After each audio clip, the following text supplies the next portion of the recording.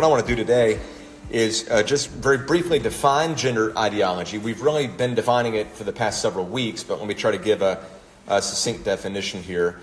And then I want to show you a couple of videos. I've told you I wanted to give a more specific history of how gender ideology made it into the mainstream. And in particular within the medical field, how has it become so accepted amongst so many medical professionals today? That's what we're going to talk about. And if you don't know the story of how this happened, I think this will be helpful for you to know. So in terms of what we're talking about, gender ideology, it's hard to get a definition of this because, number one, you often don't find it outright defined. And then even when you do get definitions, you've got definitions that are often mutually exclusive. But when you look at the definition of gender ideology, I think there's certain core aspects that show up in pretty much any discussion of this subject, and they are as follows. So I'm going to define it as the view that sex and gender are non-binary. It means there's not just two choices, male and female. It exists on a spectrum. Socially constructed and not causally linked. Okay? The view that sex and gender are non-binary, socially constructed, and not causally linked. And again, if you pull up Google or whatever and you start trying to Google definitions, what you often find is you don't get a succinct definition, you get paragraphs and paragraphs of explanation. And then when you do get shorter definitions, they often use the same words or related words within the definition. So you can't define gender and use the word gender in your definition. And these definitions often end up being mutually exclusive. But if you look at what's being said when people describe this view, those three things: non-binary, not just male and female, man or woman; socially constructed, they are subjectively created, rather objectively determined; and they're not causally linked, which means gender is not causally determined by sex, and vice versa. Gender and sex may be incongruent. One's gender might not match their biological sex, and vice versa. All right. So this is the account of how the fraudulent and unethical and unscientific and harmful origin of gender, quote unquote, medicine became mainstream. And it's going to focus on several things here. The ethical and the scientific failures of John Money. We've mentioned him in our history of this. We'll look in particular at the David Raymer case. And I'm going to give you a lecture by a pediatric endocrinologist called Quentin Van Meter, who actually was a colleague of John Money. So the lack of ethical guidelines in clinical gender research, we'll look at that. We'll look at the lack of evidence-based clinical research. We should have evidence if you're going to make these claims. You should have some research to back it up, the absence of that, but not just the absence of it, the suppression of counter-evidence against gender ideology. All of that is going to be baked in to what we're going to see. So this is going to, like I said, going to be right at about 40 minutes, so we're going to be right at time. As you have questions, jot them down, and we will try to pick them up in the next lesson. But let's try to get this video in this morning. In Winnipeg, Manitoba County, Canada, on August 22, 1965, twins were born to Janet and Ronald Reimer. The boys were named Brian and Bruce. The happiness of the parents was somewhat overshadowed by the fact that the boys were found to have phimosis. By the age of 8 months, because of this ailment, Bruce began to have serious problems with urination, and parents went to the doctor to make circumcision. The doctor decided to use a cauterizing machine to perform this operation, and traumatized the child's organ very badly. The damage was so severe that the medicine was powerless. Shocked by this event, the parents did not dare to give the operation to the second child, in whom the problem subsequently went away on its own. Shortly thereafter, the parents of the boys saw the famous psychologist John Money on a television program, who took part in a discussion on gender reassignment and decided to address their son's problem to him.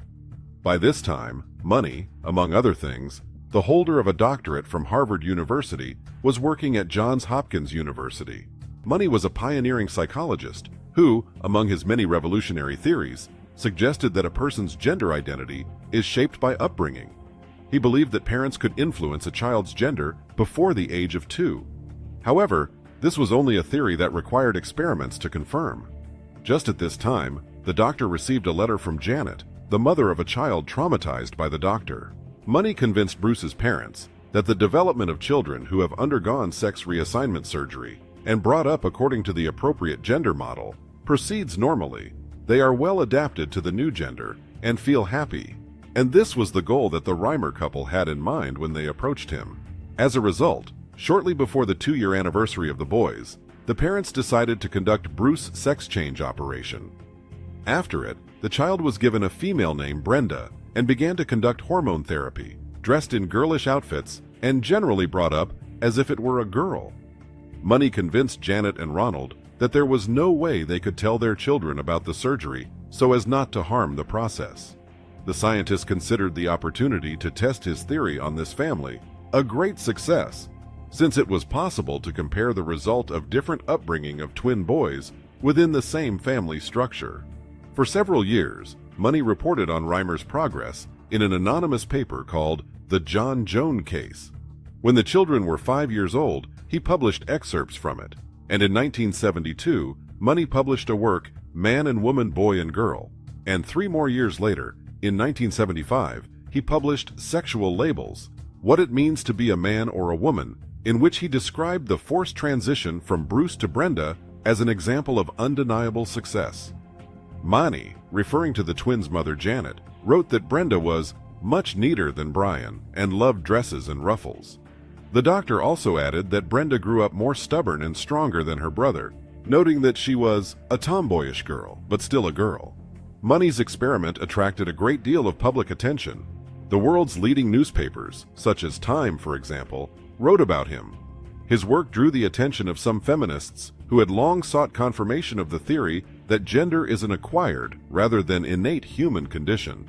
The miraculous transformation of a potentially unhappy man into a happy girl brought real success to John Money. However, the reality was far from what the doctor had written in reports and books.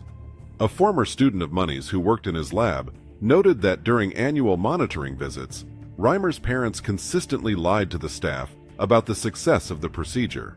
In the future, it turned out that Brenda did not really, in fact, perceive herself as a girl, did not want to wear dresses, was constantly getting into fights, and preferred active games and children's guns and cars to dolls. She preferred to go to the toilet standing up, and despite hormone therapy, she had a male gait and figure. She had no friends. On the contrary, she was the object of ridicule for her strange clothing and behavior. Even her twin brother Brian was shy and shunned her.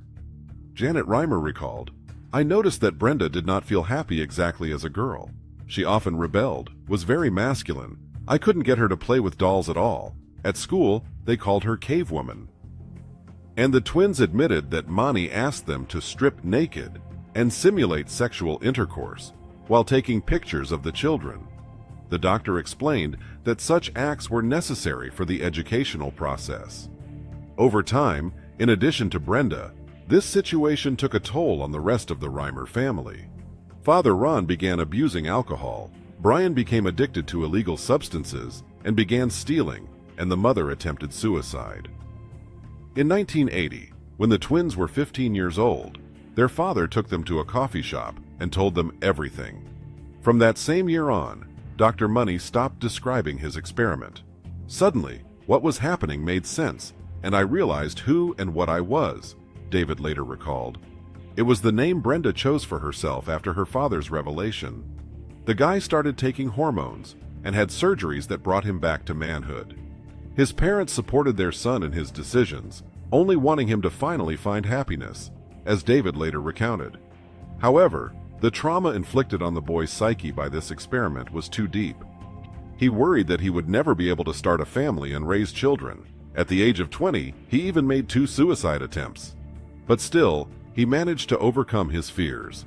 David married his girlfriend Jane Fontaine, together with whom adopted 3 children and led a completely normal and active lifestyle. Parallel to his personal life at the age of 30, he, together with psychologist Milton Diamond, on his example proved that you cannot forcibly change a person's gender. The psychologist wrote an article about it, and in 2000 a book about David was published. Then his case again attracted the attention of the public, and he was invited to the ultra-popular Oprah Winfrey Show. It seemed that all the troubles of the Reimer family were behind them, and only a happy future lay ahead.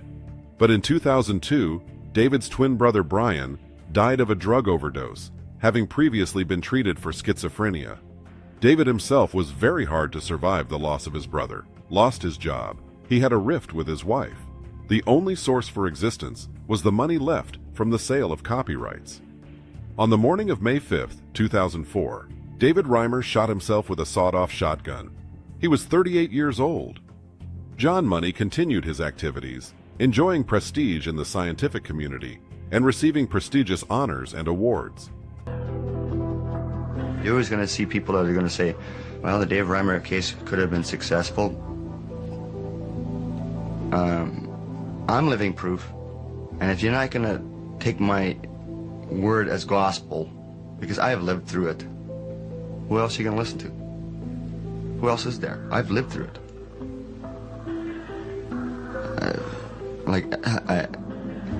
Is it going to take somebody to wind up killing themselves, shooting themselves in the head for people to listen?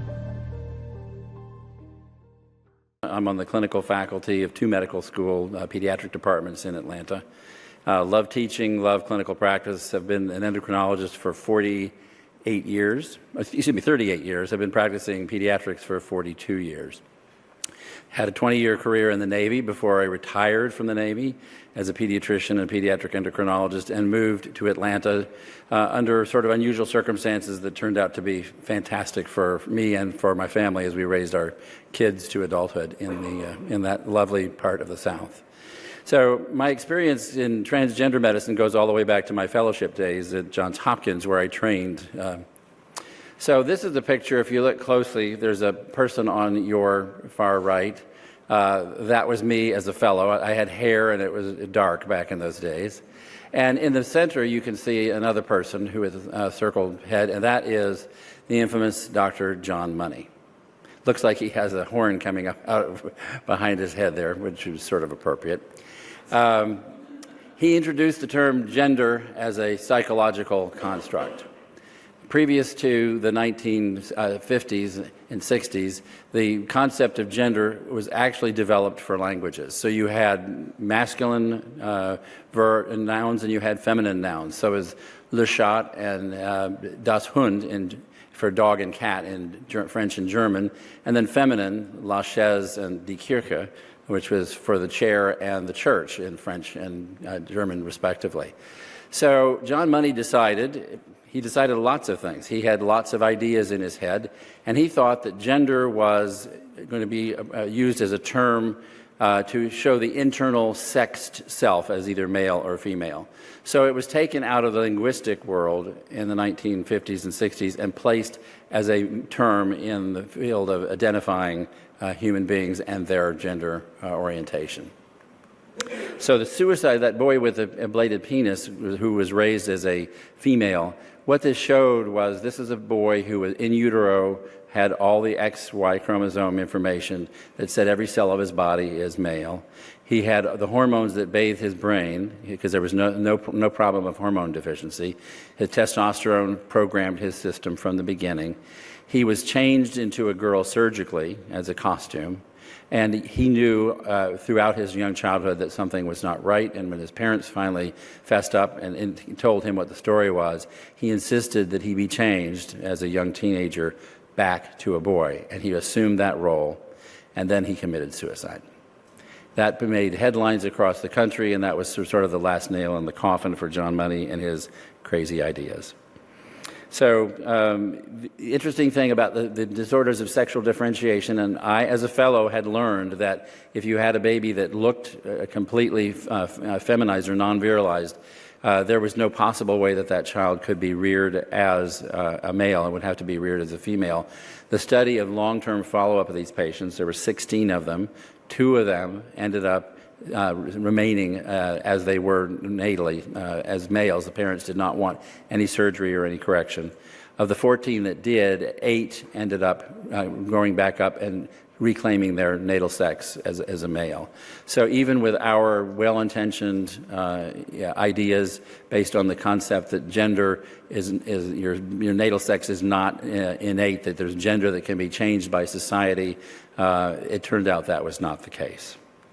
So the poor outcome in adults, the adults that went through the transsexual program at Johns Hopkins ended up as a group of about 50 patients. They were studied in adulthood, and they seemed a bit content with their new selves, except that their female appearances were pretty much caricatures of females. They were almost like Disney characters instead of actual women. They wore an incredible amount of makeup. They had no incentive to think about any parenting skills, and they ended up keeping all of their neuroses they had beforehand. They were not improved at all. And so on that basis, Paul McHugh, who joined the faculty at Johns Hopkins a long time before and who became the psychiatrist-in-chief in 1974, closed down all of the efforts at Hopkins that had been started by John Money. So if we look at transgender clinical services over the decades before 2006, in the Netherlands, they had adults that persisted with gender identity, and they were treated with medicine to transform their physical appearance to the opposite sex, and they were also treated surgically.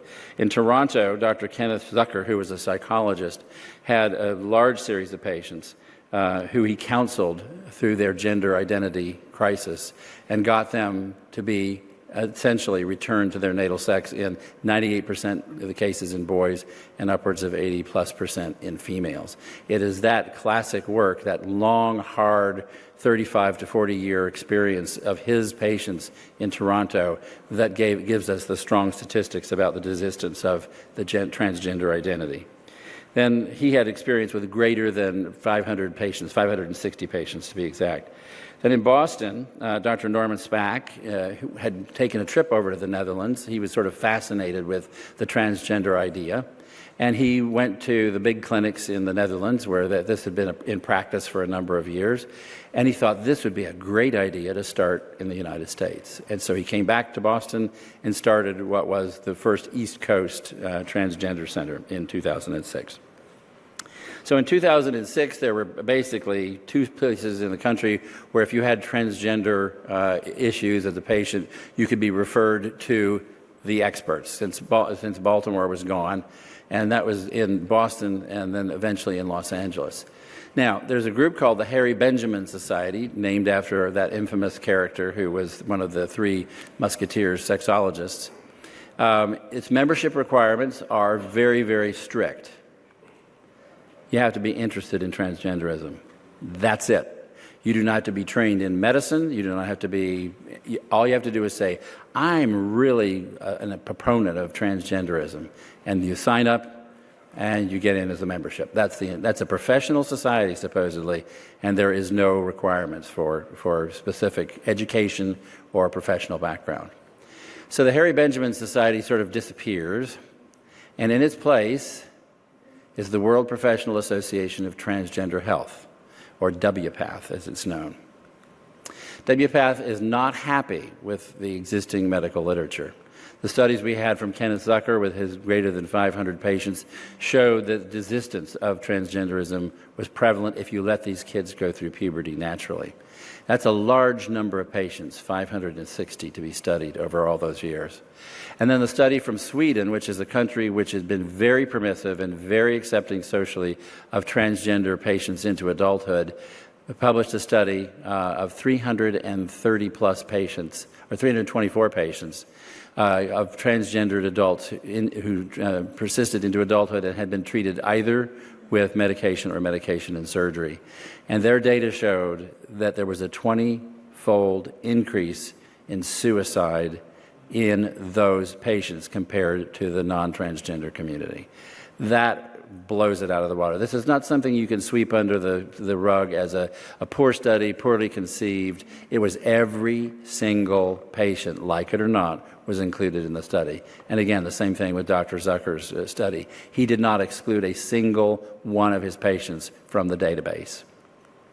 So the WPATH, in order to get around this kind of powerful research and experience, creates its own bibliography. The quality of the studies that they research are poor for a number of reasons. They're very, very small numbers, studies of as little as 5 patients. The recruitment is based on people saying, we're going to publish a study about how you're doing as a transgender. Please contact us if you're interested. Okay, now, in a society where if you are not happy with your transgender self, you are going to be ostracized and receive death threats, you're not probably going to raise your hand and come to that study and be recruited. You're going to sit quietly and say absolutely nothing about how miserable you are. So it's a biased population. I want all happy people to raise their hands. Okay, all happy people, raise your hands. Are you happy? Gosh, 100% correlation. Okay, so it's like the silliest thing in the world to call that good science. We don't do that with other areas. There are no control groups in their studies. Very, very few of them, if any, have anything that could be considered a study where they had a treated arm and an untreated arm in the study and compared the outcomes. So, and there are many anecdotal case reports. If you look through the WPATH bibliography, it's woman, transfers to male, has happy life. Okay, and it's basically the woman writing her happy self, or the guy writing his happy self saying how wonderful things came out. So their bibliography is full of these kind of anecdotal things. They also use recycling of the same information. Somebody will write an article in a journal that is perhaps based on some kind of competent research or incompetent research, and then that will be quoted, and then that will be rewritten into an article in what we call a throwaway journal, which is a journal that basically does articles, sort of summary articles for people who are interested in the field but are not specializing in that field, and they want to know a little bit about it. And in pediatrics, Pediatric News is one of those, or Pediatric Annals, or Contemporary Pediatrics. These are not journals that have peer review with the kind of restrictions for the scientific journals. They're basically sort of like a throwaway rag at the grocery store, where you've got a summary real quickly where you can go through bullet points and maybe learn something and file it away if you're interested in that. So they'll recycle it through those, and all of a sudden there'll be 5 different articles and 5 different throwaways, all about the same subject, all written by the same person, and they count those as 5 independent references. So this is how the WPATH, the bibliography, comes about. Citations that are marginally related are used. They'll in the list, if you pay attention, they'll say something about chick oviduct bioassay in the castrated rat. And you think, well, what did that have to do with anything? Well, it looks scientific. It's got a Journal of Hormone Research. That's a really respectable journal. Gosh, look at that reference. That's a really powerful one, when it has very little to do with anything in the actual subject matter. So you can make yourself a 270-item bibliography that looks really powerful. And if you look at a lot of what's done, it's a cut and paste. You can tell that the same articles are referenced when they do write their articles. And so it's a very poor science. They also have created, the WPATH has created its own Journal of Transgender Health.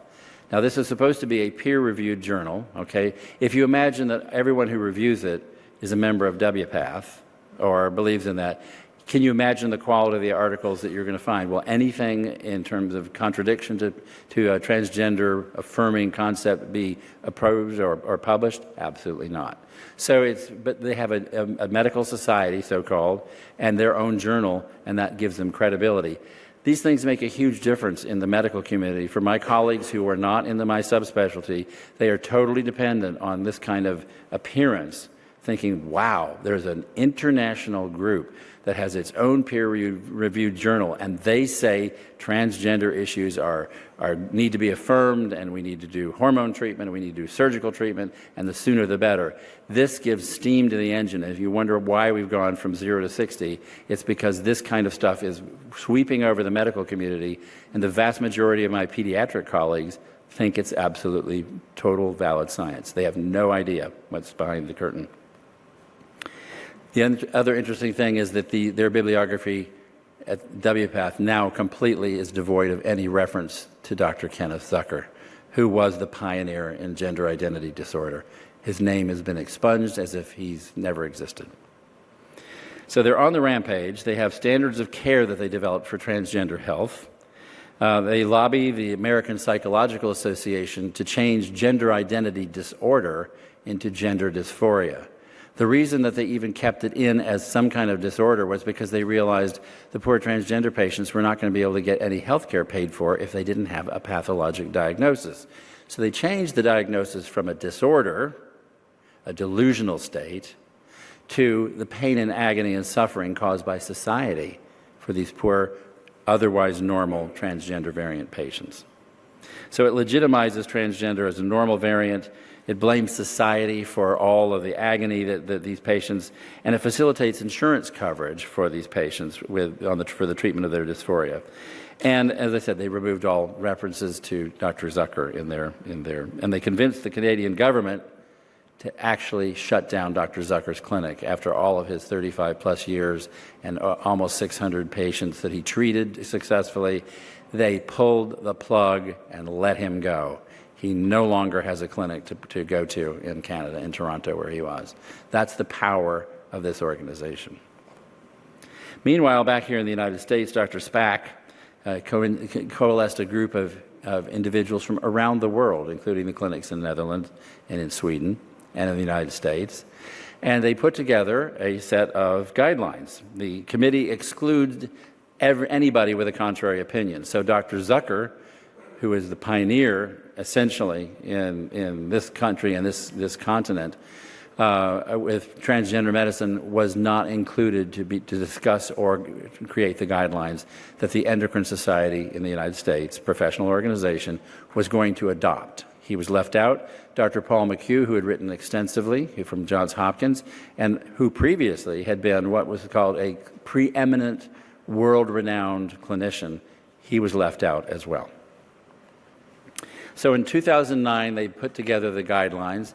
They did send out a little notice saying, if you're interested in reviewing them and have any comments, please let us know. And at that particular time, I wasn't paying attention. I was a member of the Endocrine Society, but I didn't bother to turn in any comments. I just kind of went by the by. And lo and behold, this comes out in the Endocrine Throwaway Journal. It is the Transsexual Treatment Guidelines, and they outlined those in this particular journal, but it was published in the Journal of Clinical Endocrinology and Metabolism. So the guidelines in a nutshell are do a psychological assessment. It doesn't tell you how deep. Just say, hey, are you troubled? Check mark, okay? That's all we do. We want to affirm and transition any child who states they are born into the wrong body. We want to block puberty as it begins. At age 16, we want to consider putting them on cross-sex hormones. At age 18, if the patient desires, they can sign on with informed consent for corrective surgery, so-called corrective surgery. Of the 22 guidelines, only 3 meet any degree of scientific validity, according to a standard scale used to create these guidelines. It's used sort of internationally. Of those 3, those were all about concerns about the puberty-blocking hormones and the cross-sex hormones and what would happen to these patients medically that could be adverse. Okay? The remainder of them were based on very little science or absolutely no science whatsoever, and yet the guidelines were published.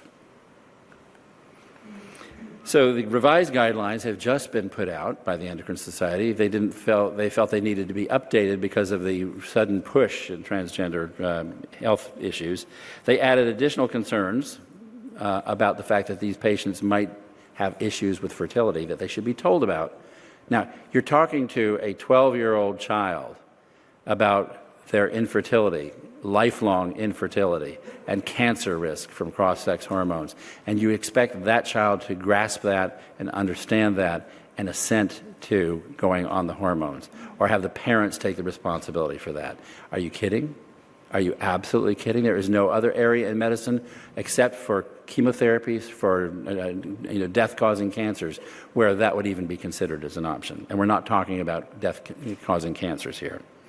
They suggested earlier cross-sex hormone therapy than waiting till 16, suggested earlier top surgery, that is to say mastectomies in girls, should be done before age of consent. And once again, they lacked reasonable scientific evidence in all but 4 recommendations. They removed all references in these guidelines to Zucker, whereas before they'd had them in there. Not to be left out in terms of guidelines is the Pediatric Endocrine Society, which is a separate organization, decided they wanted to go through and create their own guidelines. For the 2017 guidelines and for these guidelines, I made sure I gave them input. Not a shred of what I said was ever answered or respected in terms of how the guidelines came out. Not that I'm an important person, but they did ask for input. I gave it, and it was as if I never existed. The guidelines are emphatically restating the Endocrine Society guidelines and suggest that all the treatment should be covered by insurance, and that was the most important thing. Now, you hear over and over again, the American College of Pediatricians is a tiny, racist, bigoted, homophobic group from the South. They're all religious zealots, okay? And they are on the hate list of the Southern Poverty Law Center, proud to say, okay? And that makes us feel really good because there's a lot of good company on that list of very decent human beings. But the American Academy of Pediatrics, whose membership is now upwards of 65,000 members of pediatricians and pediatric healthcare providers otherwise, endorses affirmation of transgender and treatment as guidelines of Endocrine Society say. How in the world can 66,000 pediatricians fall behind something that is so absolutely out of control? Why did the American Psychological Association take out gender identity and make it gender dysphoria? Don't these thousands and thousands and thousands of professional individuals understand that there should be some kind of balance, and there should be a little give and take, and perhaps 2 opinions stated, or at least admit that there's another opinion that should be considered?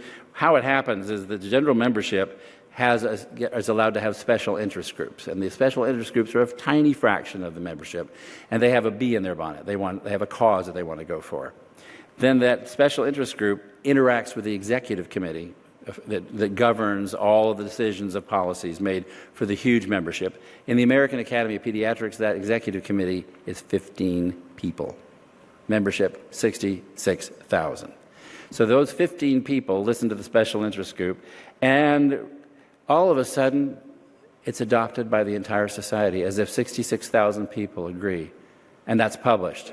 The American Academy of Pediatrics, the American Psychological Association, the American Association of Family Practitioners, the Endocrine Society all agree, and they're professional societies, and by God, the medical world totally supports this, and you fanatic, crazy Southern religious bigots are a small splinter group, and we shouldn't listen to you. We get that argument all the time. So, as this is like a dominoes, the APA, American Psychological Association, publishes something, the American Academy of Pediatrics jumps on board, and then the Endocrine Society jumps on board, and et cetera, et cetera, et cetera. Suddenly, the medical professionals are all in favor of Obamacare. The medical professions are all in favor of transgender transitioning. And in truth, the physicians who work their bones to death every single day and take care of patients where the rubber hits the road have no idea what's going on at the level down where the rubber hits the road. The U.S. landscape in 1970, transsexual clinic at Hopkins was established. And in 1984, it was closed. In 2006, Norm Spack opened up his Boston clinic. 2009, Endocrine Society guidelines were published. And since then, we're upwards of 50 transgender clinics nationwide.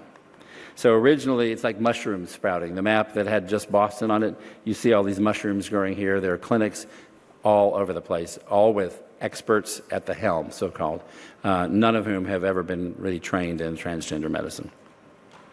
The battle to return to science is important. Only gender-affirming experts are invited to speak at academic meetings so that the alternative opinion cannot be heard.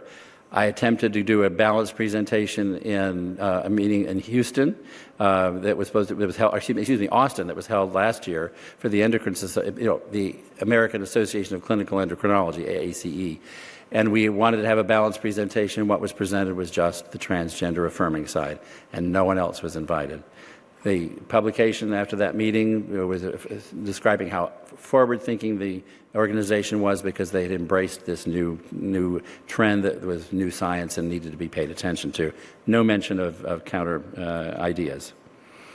The counseling to return to natal sex identity is outlawed in some states. You cannot do that. your license will be taken away and you could be jailed. LGBT activists seek to destroy the opposition through academic influence. Dr. Mark Regneris, who wrote the paper on issues with kids raised in same-sex families, was removed from his faculty position temporarily. The university and having to reinstate him. But his journal article was pulled temporarily, and then when it was reviewed and found to be valid, it was reinstated as an article that did not need to be rescinded. There are many people in academic medicine who keep their mouths shut because their jobs depend on not opening their mouth. If they feel strongly about transgender issues and do not want to affirm patients with therapy, they just lay quiet for fear that if they're not tenured, they're going to be fired.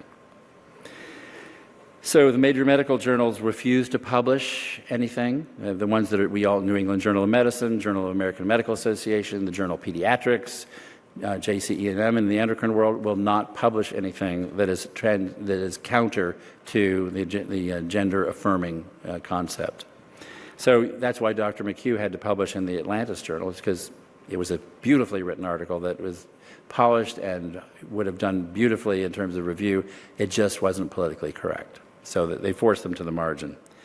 And then they're doing research providing benefits through affirmation through using a different kind of standard for clinical research. There are ethical guidelines for clinical research that you have to agree to before you do a clinical study. First of all, there must be informed consent. Every aspect of what you're doing as a proposed treatment must be explained, the good, the bad, and the ugly, okay? Not so in gender identity research stuff. Clear assessment of benefits versus harm. The harm, so-called, in not affirming is that the patient has a high risk of suicide. The problem is the high risk of suicide exists anyway. It's not made any worse. Absence of bias, presented as you need to have a balanced approach where you do review those indications that are counter to your proposal, bring them up in your proposal, and deal with them and show that your hypothesis might disprove them, but they will be included as a concept. None of that is being done in the transgender research that's currently going on. Independence of safety by an institutional review board with stopping criteria at the very first sign of any adverse effect that affects the patient. So here we have cases already of adults whose lives have been totally tragically ruined, committing suicide or standing up finally and opening up and writing books about how horrible their lives have been in this new transition state. That would be a stopping criteria for the study before it ever got started, but all of that is completely ignored. There's currently funded an NIH study with 4 centers in the United States. They're recruiting kids who are 5 years of age and older, and they are going to affirm these children in all ways, and at the end of 5 years, they're going to find out if they're happy or not. The problem is there's no control group. They didn't choose 40 kids or 80 kids and divide them into 2 groups randomly and say, we're going to affirm you, and then we're going to use the other non-affirming criteria and psychotherapy and see what happens at the end of 5 years in terms of levels of happiness. There is no control group. That would not pass muster in any scientific venture anywhere else. And the evaluation of how successful you are is by asking the parents and the researchers how they have assessed happiness. Again, no independent evaluation of that at all. It's totally biased. It's going to essentially stop puberty, and we're going to have a group of kids moving forward that are treated by something that is an experiment for which they already are going to get the answer they know they wanted. So the details of this study, you cannot find them on the NIH website. It's totally non-existent. You just have to know the study exists by reading about the claims that the study is starting and where they recruited patients from. So there's fallout in the local communities. School boards are railroading through regulations without public hearings. It's happened here in Texas. It's happening in Decatur, Georgia at this point in the Atlanta area. Large corporations are threatening to pull out of municipalities because of thoughts of if you don't accept transgender rights, we're not going to do business with you and your community will fail. And then gender centers of excellence are actively treating patients from age 3 and up with affirming therapies, cross-sex hormones after puberty blockers, in advance of the data showing that it is at all safe or effective. It's already happening. So what can we do to turn back the tide against it? We can always begin with a statement that truly shows that we are compassionate about these children. We do not hate transgender patients. We do not treat them poorly when they come to our offices. We are compassionate. We go to the root of the problem. We find the therapist, such as David, who will go back and look at the family structure and figure out the roots of the reason why this child feels they are in the wrong body. We will stand firm with our scientifically based convictions. We invite dialogue with the other side instead of just throwing bombs over the fence, the way they do at us. We've invited them numerous times. They will not answer the invitation. And we join with a broad-based group of diverse backgrounds. We have in our side lesbian activist groups who are totally and thoroughly disgusted with the concept of raising a child and affirming the wrong gender. Sounds like crazy. We're suddenly in partner with radical feminists. But they feel that there's no science behind what's being done, and they want to stop it as well. And then we never are afraid to discuss how our faith helps us in our decision-making. And as scientists, one of the things I remember from my fellowship days is arguing with a fellow from Israel who was in training, and he said to me, "You know, Quentin, the more we know about science, the more we know there is no God." And I looked right back at him. I said, "Zvi, funny, but the more I know about science, the more I know there is God." So we encourage the victims of drug and surgical therapy to speak out. Renee Jacks has written this book, Don't Get on the Plane. If you look carefully, it's a Trans World Airlines plane from back in the day. Very clever. It's high time that we point out that the emperor is naked. Thank you. All right. I'm just going to stop it right there. You can get the lights for me, bud.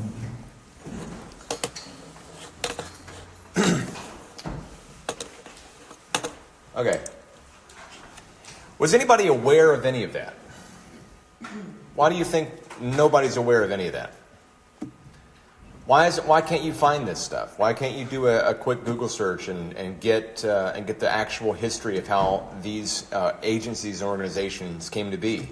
Why don't you get? I mean, like it was on Oprah in 2000, but you got to remember 2000 is almost 25 years ago now. Like this has gone into light speed in the past 10 to 15 years. Okay, so we're talking about a time where in 2000 this could show up on Oprah. It would never show up on anything anymore. All right, so as Christians look at this and we look at what's happening, we know from a Christian worldview that this is incompatible with God's good design for creation.